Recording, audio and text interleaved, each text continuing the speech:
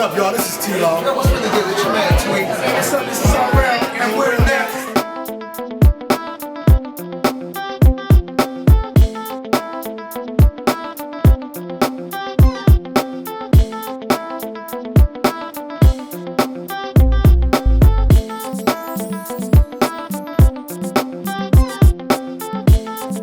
Hey guys, welcome to Soul Tasting. I'm your host Raval Davis, and I'm super excited because today I am here with Next. You already know what's going on. You already know we here.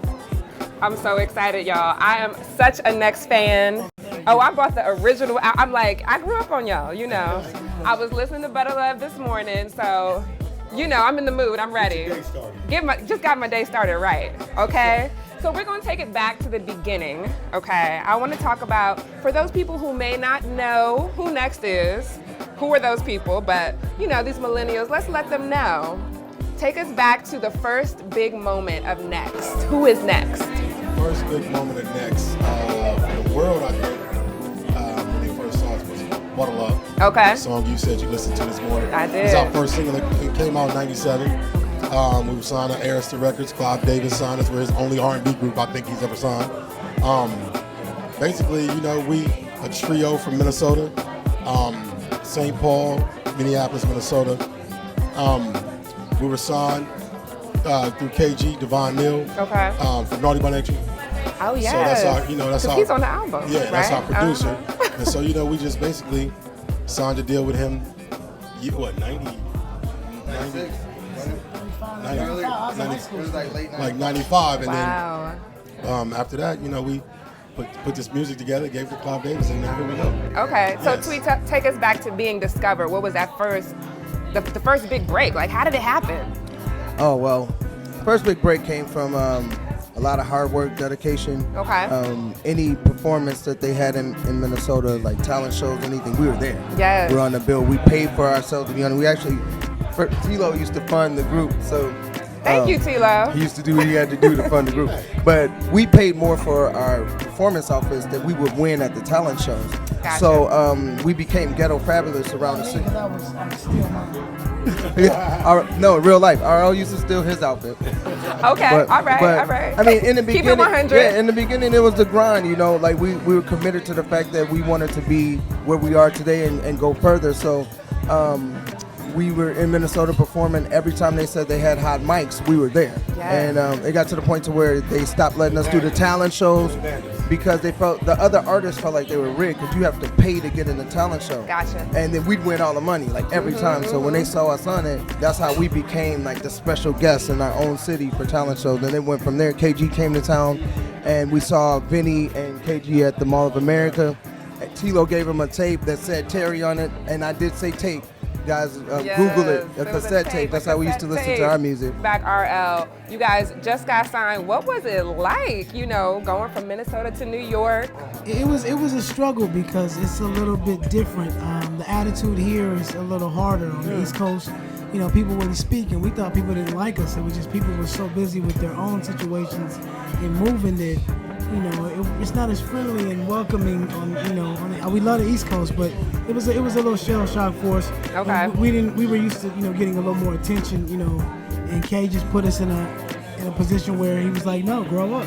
Yeah. You know, and I was straight out of high school, so I was pretty immature. I all this time on your hands, what you gonna do? We would walk around downtown Newark buying all this fake stuff, thinking it was real. You know, the Nautica and the end would fall off. Oh no. You know, all that. So, you know, we thought we was buying some crazy gear at cheap prices, and we were not. They was getting y'all. Yeah. OMG. They was getting y'all. Okay. But the ladies, I'm sure, were loving y'all in Minnesota initially, right? Then tell us, what was that transition like, you know, when Butter Love came out? Like, what was, I remember that moment for me and my girlfriend, so what was it like for y'all?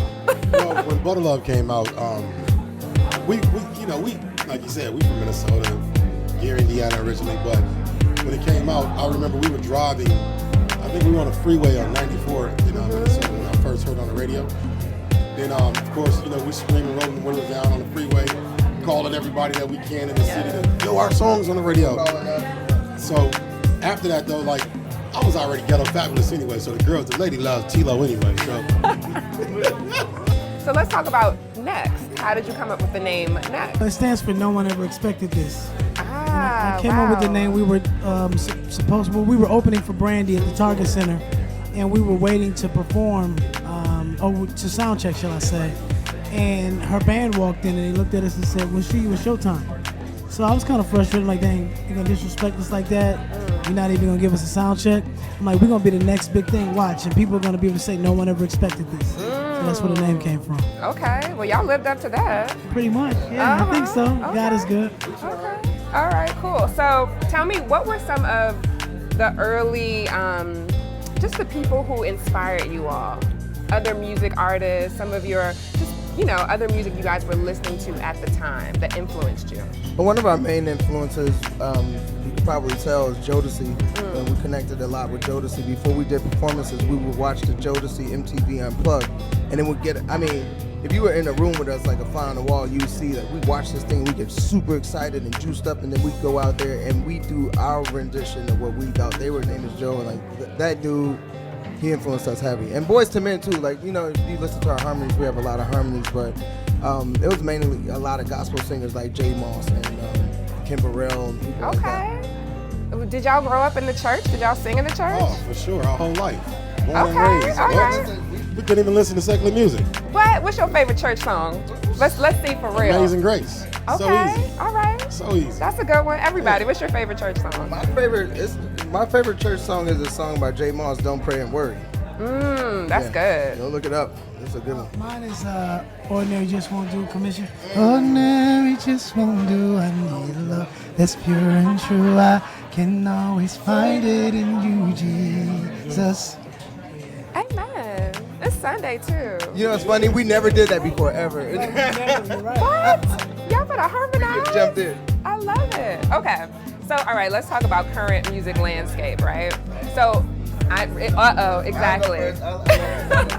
I mean, there were a lot of, you talked about some of your influences early on. All of those people, those groups, real music, like quality music. So a lot has changed, now. Who are some people who you actually are listening to who you're like, this kid is doing it, this person is doing it, this artist, I can stand to listen to this? For me, I loved Chris Brown. I mean, he's the obvious artist because he's doing his thing and he's awesome. But I like artists like her. I talk about her a lot in interviews.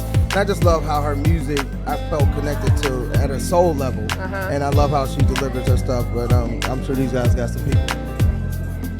Well, Chris Brown, like you said, is like one of my favorite little artists. Younger artists, not little, but I actually like artists that are developed. Okay. I think, and I'm not disrespecting anybody, but I just think we come from a time where we were developed. Yes. We basically perfected the craft, like vocals, singing, the dancing, entertaining. The whole package. So Chris Brown is on the top of the list for me. Okay. All right. Being, a writer myself and having worked with, quite a few people, I love Lloyd. That's like my little brother. I've written for him. Eric Bellinger. I mean, he's an amazing writer, producer. Yes. So I kind of watch those cats. I love to see people that can create. I think a lot of times we call performers artists, and they're not. An artist is somebody that you can put in a room with a blank canvas, and by the time they walk out, there's a full rendering. A lot of these people that we speak on are performers. Usher, a great performer. I've written for him. Yeah. But I love artists. I love artistry. I mean, you can give Lloyd a guitar and a stage and a microphone, and he's gonna murder it. And same thing with Eric Bellinger. So people like that. Hey, we're back at Soul Tasting. I'm taking over hosting right now. My food isn't here yet. He got his crab cakes here. He got his chicken and waffles. Yes, Eat your food. See, I'm a hood pescatarian because I eat turkey a little bit too. So I'm just waiting on my lobster ravioli. The food here is amazing. We heard. Yeah, hood pescatarian because I cheat a little bit, eat a little turkey, but I haven't had like beef or pork in like 20-something years. All right. Haven't had chicken in about 2 years, and it's hard to look at Tilo's chicken, and it looks amazing. It looks good. And I really be like, man, because that's the easiest thing to get when you're on the road. It's chicken. And a lot of times it's fried, but I'm looking at it and it looks so golden and crispy. How good it is. That's how you're gonna do Let me? us know. Oh, and the syrup is just glistening. You see that, it's right? dripping. So when we back, Okay, you go ahead. I can take over now? Take over. Thank you. That was bomb. I like that. That was good. All right. Well, let's talk about food. Let's talk about food and soul, right? So what are some of your favorite foods, RL? Well, it's funny because my grandmother was a teacher, and then when she retired, she would do housekeeping for like really wealthy Jewish people. So I like stuff like matzo ball soup, which is amazing. I love matzo ball soup. That's probably one of my favorite things, so I'll leave it there. I newly discontinued meat in my diet. I haven't eaten in 2018 yet. And dropped a natural 8.5 pounds without having to work out.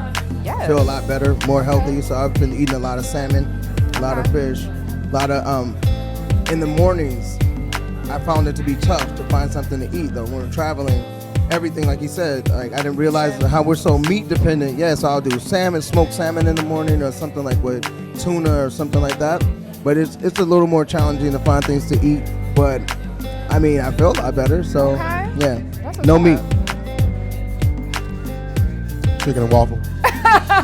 As you can see. Yeah. Chicken and waffle. I'm eating meat forever. And I'm gonna eat whatever I want to forever. I'm gonna say, I was Googling some pictures of y'all, like early pictures. Y'all look exactly the same. So what are y'all doing? Like what type of, what are y'all drinking? It's about being as stress-free as possible. Okay. I think a lot of that has to do with stress and how you live your life, how you treat people. You know, we're gonna keep recording, but we're gonna take a second because guess what?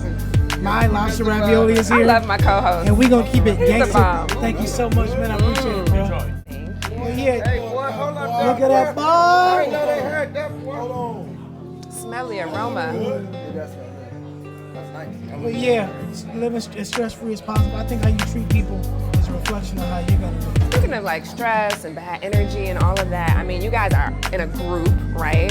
You've been on tour with so many people, and we hear all of those crazy stories about like the bad energy that sometimes happens backstage, you know, the egos clashing, all of that sort of thing. Can you speak to that? How did you guys navigate that?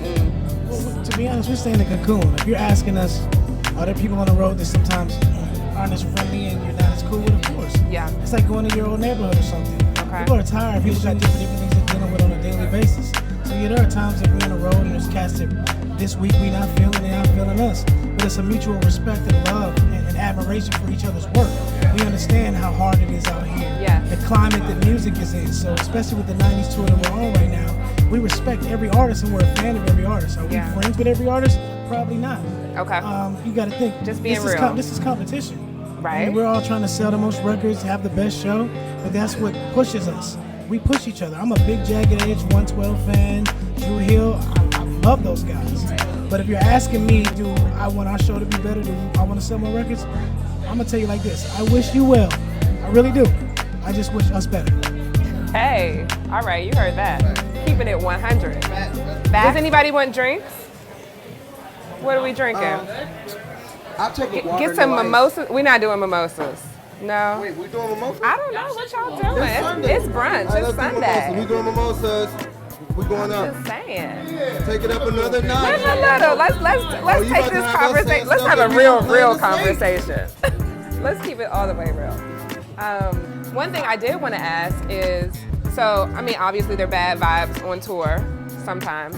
Tell us about This tour is good though. This tour is good. Yeah, okay. The bad. I mean, just like anything, there's gonna be some things. Some good, you know some what I mean? bad, right. But this is more good than bad. That's awesome. Yeah, it's more of a family atmosphere backstage, and it's a real family atmosphere because there will be discrepancies. There'll be people that don't really get along. That we have family members we don't get along with, so you know what I mean. It's like that. It's You like still that. love them. Exactly. You Got still you. love them, respect them, but you just don't with them at that moment. Can you tell us some moments on tour where you guys have really just like gelled with another artist or another group? Like it just was like magic. Well, you know, for me, I think when we were younger and you were more carefree, it was a lot more enjoyable.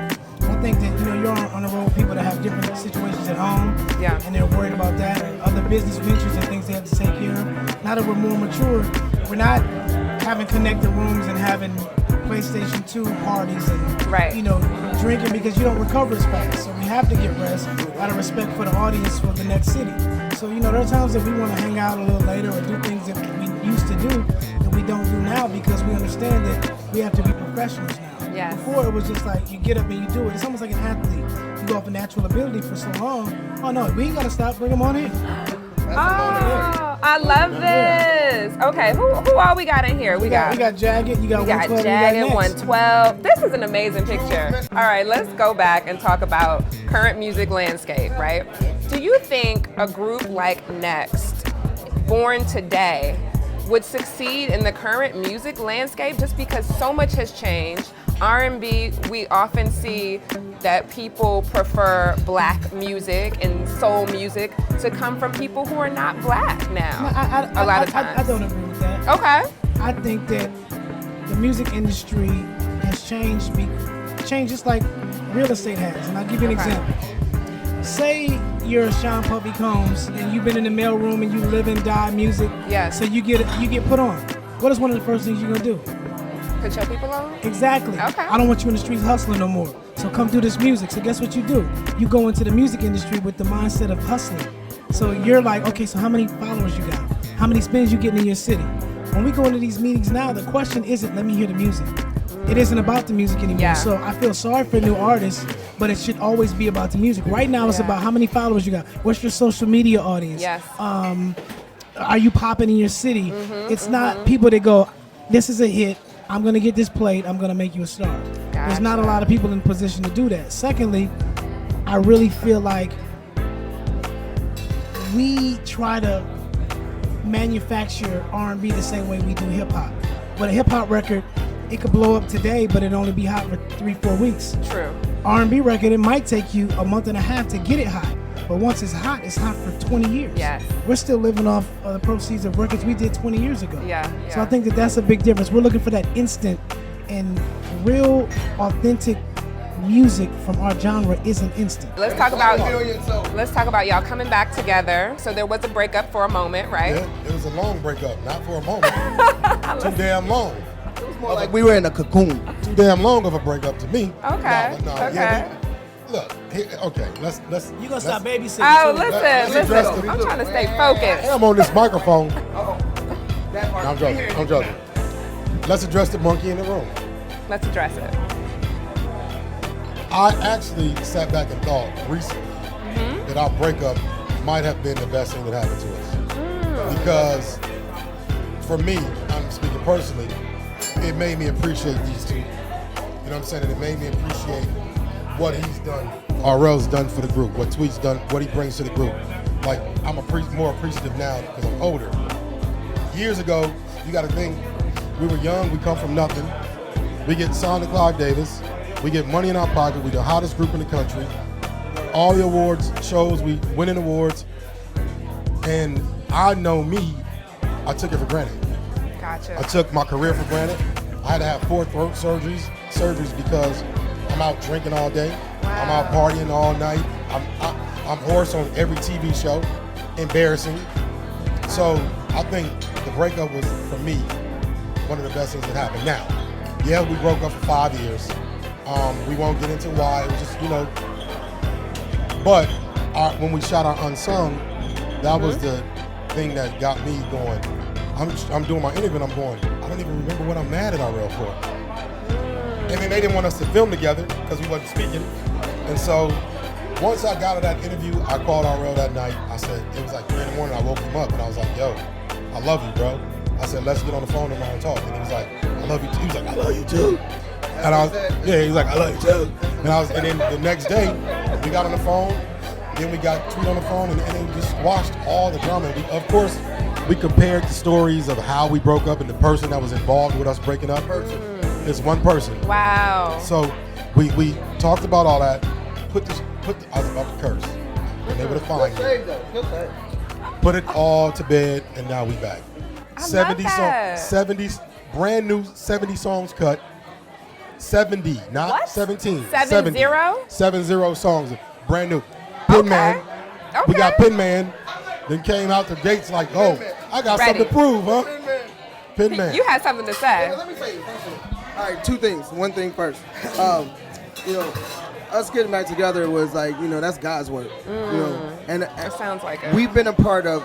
Too Close is still Billboard Hot 100 number 28 song of all time.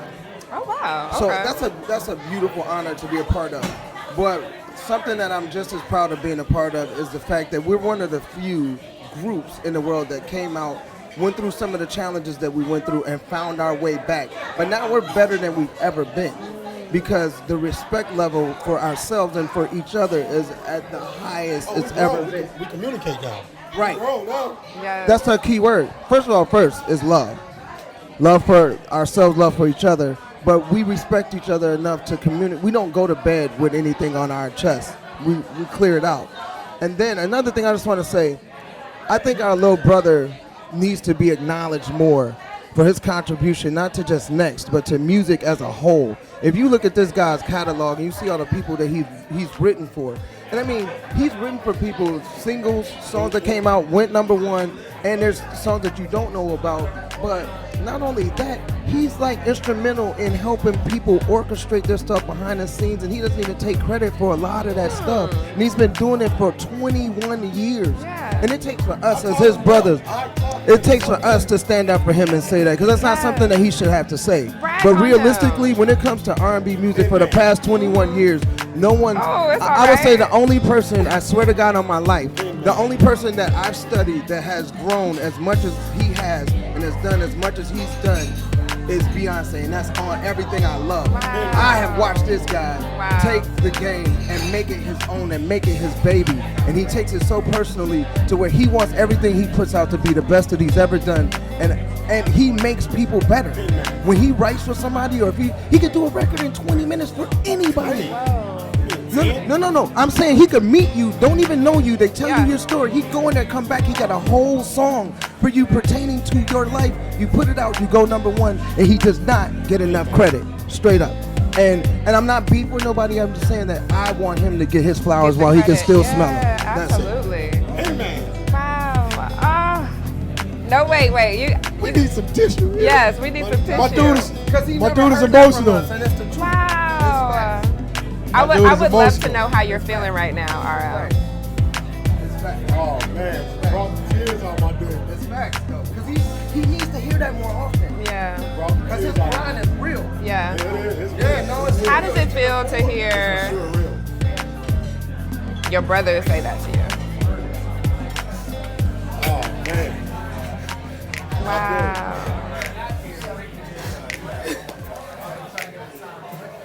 Oh wow. This was not planned, ladies and gentlemen. Bobby, you good? Oh man. It's good. These are like good tears. These are like happy tears. No, this is real, though. This is necessary. Yeah. Because we talk about the music and we ask the same kind of questions that we ask everybody, you know what I mean? Mm-hmm. We give these stationary answers and all the stuff that we practice and all that is media culture. But he needs to hear how much we appreciate him. But not only Yeah. that, the world needs to, he shouldn't have to get on stage. One love to Envy from Breakfast Club. But Envy came to our show. We had a show for during All-Star Weekend. And this is how we found out that the way our show translates is confusing to people sometimes. We do some songs that he's written for some other artists that went #1. And when we perform them, people are like, why are they doing those songs? Right. Knowing that He, wrote the song. He those wrote are the his song. songs. You know, so what are some of those songs? Please and that's tell why we us. call him the Pen Man. Yes. What's the song? So Name Oh, us, you name us ready a for the few. list? Give us a list. you better get Give us the rundown. You got some time? So got first some off, time. first of all, All of the next we can't record. be friends. We can't be friends. #1 record. That's the only one I did right. Right. But so check it. Jaheim, just in case. Just in case. Anything. Okay. Look, you can sing all of them. I probably can sing Whatever. all of them. Whatever. Ideal. Okay. Forecast. Jamie Foxx. Okay. Really? Oh didn't my know God. that. Luther Vandross. Bring your heart to mine. Bring your heart to my. Man, run the list.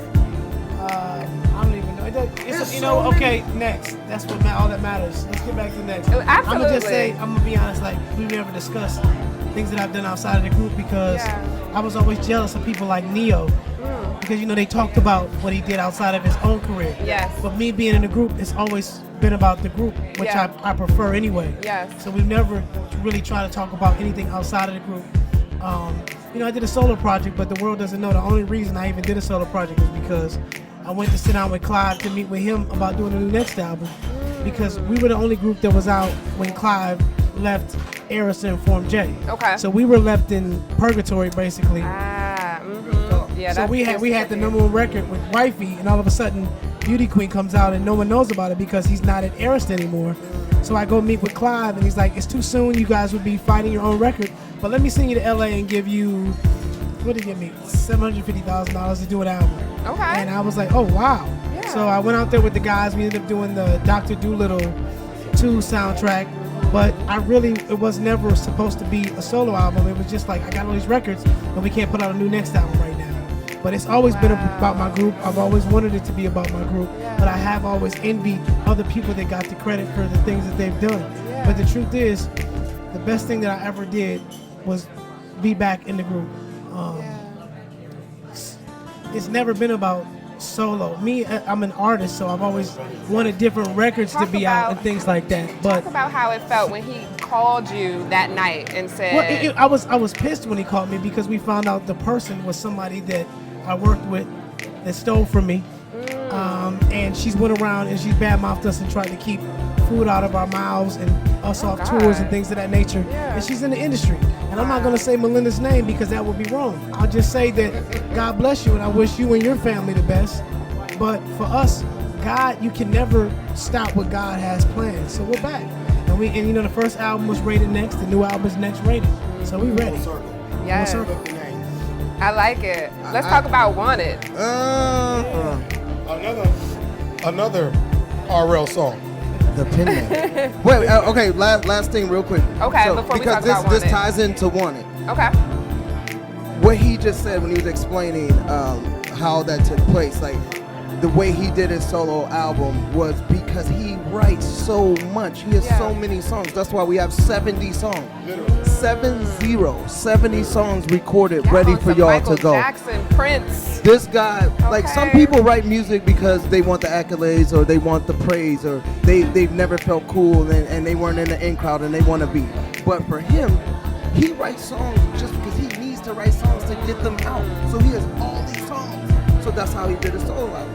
That's how we have 70 records. That's how we got Wanted. Okay. That's how we got Wanted. Okay. And we just want to know, ladies, do you want it? So you said you wanted an acapella? Let's get a little acapella. Let's do some throwbacks. Okay, go. Oh, it's 6 o'clock in the evening night. Just wanna be on top with heavy breathing. Baby, are you thinking of what I'm thinking? I take off your Victoria Secrets, yes.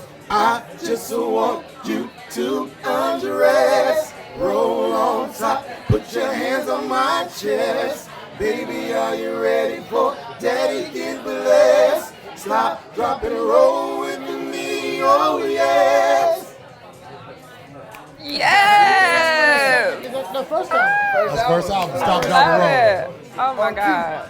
I love it. Roll. Thank you. Are we doing the new single? I'll take another double shot of that next one. What's the next question? We done? Look at Fred's name. He's so excited. He's so excited right now.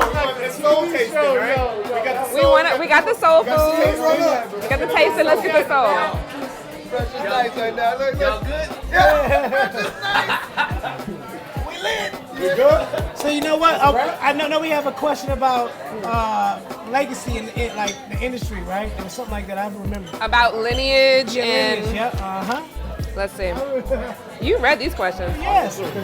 Do you come from a musical lineage? Yes, and my cousin is Philip Bailey from Earth, Wind & Fire.